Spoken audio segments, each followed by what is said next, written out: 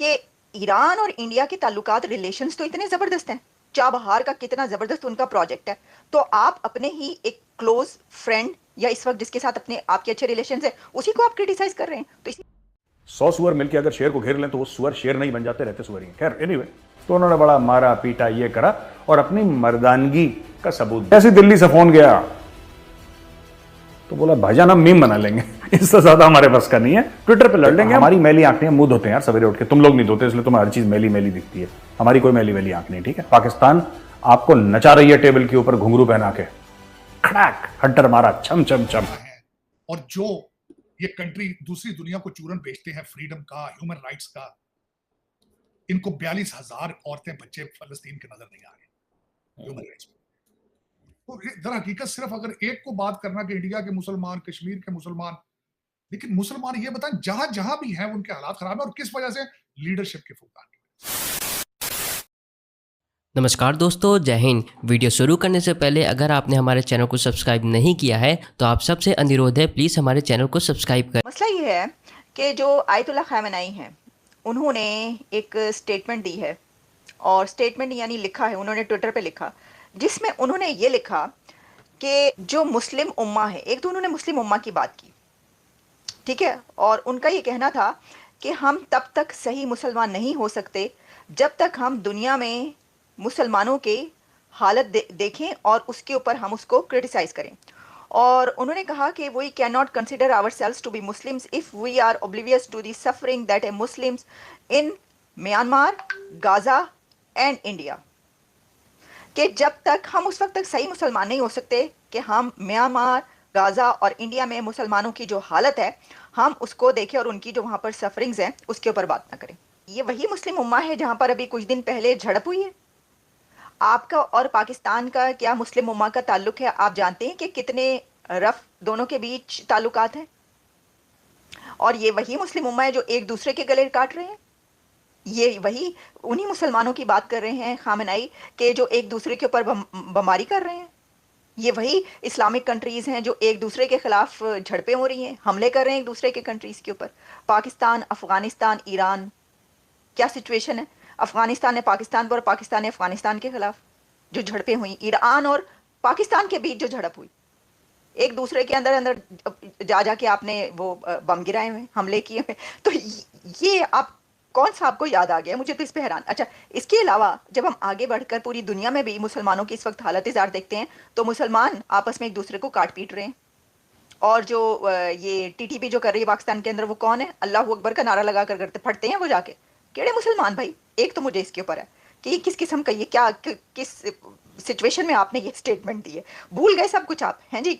अच्छा, फिर उन्होंने ये जो बात की कि जो मुसलमान हैं म्यांमार, गाज़ा और इंडिया, देखिए इसके अंदर जो गाज़ा की उन्होंने बात की वो तो इसलिए की क्योंकि जो इस वक्त इजराइल हमास का कॉन्फ्लिक्ट चल रहा है उसमें एक बड़ा स्टेक होल्डर और एक बड़ा फरीक ईरान है।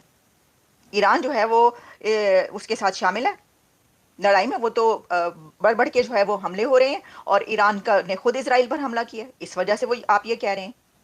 इसके ऊपर भी आपने अगर एक सॉलिडेरिटी में अपने सिर्फ, यानी देखिए ना, एक सुप्रीम लीडर ईरान का अगर किसी मौके पर ये वाली बात करते हैं तो वो कहता है कि भाई ये तो एक खास उस पर की है ना, इवेंट पे बात।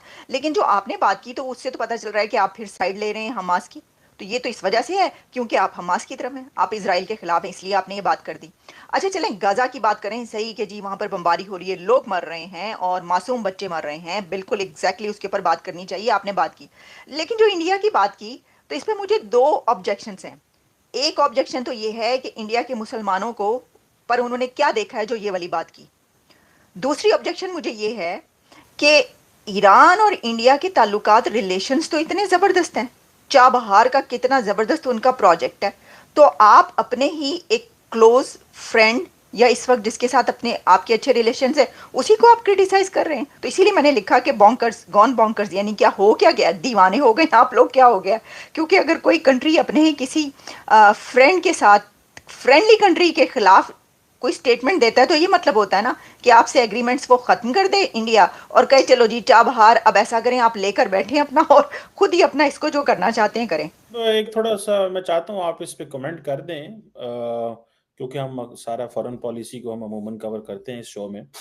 खामनाई साहब जो कि ईरान के जो सुप्रीम लीडर हैं, सुप्रीम कमांडर हैं, उनकी सुप्रीम लीडर ऑफ ईरान है, उनकी तरफ से कमेंट्स आए, एक ईमेल ट्वीट आई कि जी जो मुसलमानों के हालात इंडिया, गजा और म्यांमार में ठीक नहीं है, जिस पे इंडिया के जो फॉरेन मिनिस्टर ऑफिस है, मिनिस्ट्री ऑफ एक्सटर्नल अफेयर, उन्होंने कहा है कि these comments are unacceptable from the supreme leader of Iran. आप क्या देखते हैं, ईरान की क्या पोजीशन है? वो इजराइल से साथ जो चल रहा है, मुस्लिम दुनिया में भी जो चल रहा है, इंडिया को जो वो डिस्कस कर रहे हैं, अमूमन supreme leader of Iran India को डिस्कस नहीं करते, इसकी क्या वजह हो सकती है आपकी नज़र में? क्या जो है जो डेवलपमेंट्स हुई हैं मिडल ईस्ट में, उससे वो परेशान है कि उनकी चीज़ें कंट्रोल में नहीं है? इस्माइल हानिया को कत्ल कर दिया गया, इजराइल कंट्रोल में नहीं है, प्रॉक्सीज कंट्रोल में नहीं है, वेस्टर्न पार्ट्स जो हैं वो जो गजा के अंदर जो सिचुएशन बनी है वो उसमें कुछ नहीं कर सके, तो अब उन्होंने एक नई डायरेक्शन इंडिया ली है। आप इस स्टेटमेंट को कैसे देखते हैं? और इंडिया ने तो स्नब कर दिया, हालांकि वो उनकी बड़ी प्रेस्टिजियस पोजीशन है, तो ये उनको कमेंट करना चाहिए था, या कि आप समझते हैं कि वो ऑलरेडी भी उन्होंने कई दफा किए तो होगा, लेकिन इंडिया ने स्ट्रांगली असर्ट किया, इसको कैसे देखेंगे आप? चीमा साहब, मेरे ख्याल में तो ये तवज्जो हटाने वाली बात है। उन्होंने इस तरह की बात की क्योंकि इस वक्त वो खुद बहुत प्रेशर में है। वो हानिया साहब का जो ईरान के अंदर घुस के जो इसराइल ने अटैक किया, उसके ऊपर वो खुद उनकी पॉपुलैरिटी अपने उनकी स्टेक पर है, अपने ईरान के अंदर उनके खिलाफ से आवाजें उठ रही हैं, इसीलिए अल्टीमेटली। लेकिन उसमें बात यह है कि अगर आप उन्होंने बात की तो चाइना के मुसलमानों की बात करते, वीगर रोहिंग्या की भी बात करते थे। दूसरा चीमा साहब, जो मैं हमेशा ये कहता हूँ कि 2 बिलियन मुसलमान हैं, वो जहां भी हैं अबतर हालात में हैं, अबतर हालात। ये सिर्फ आप अगर ये ना कि इंडिया के अंदर उधर फलाने जगह, इस जगह, जहां मिडिल ईस्ट में देख लें, नो फंडामेंटल राइट्स, कोई हालात नहीं। और 42,000 गाजा के बंदे मारे जा चुके हैं, दुनिया सारी खामोश होकर देख रही, सारी दुनिया खामोश होकर देख रही।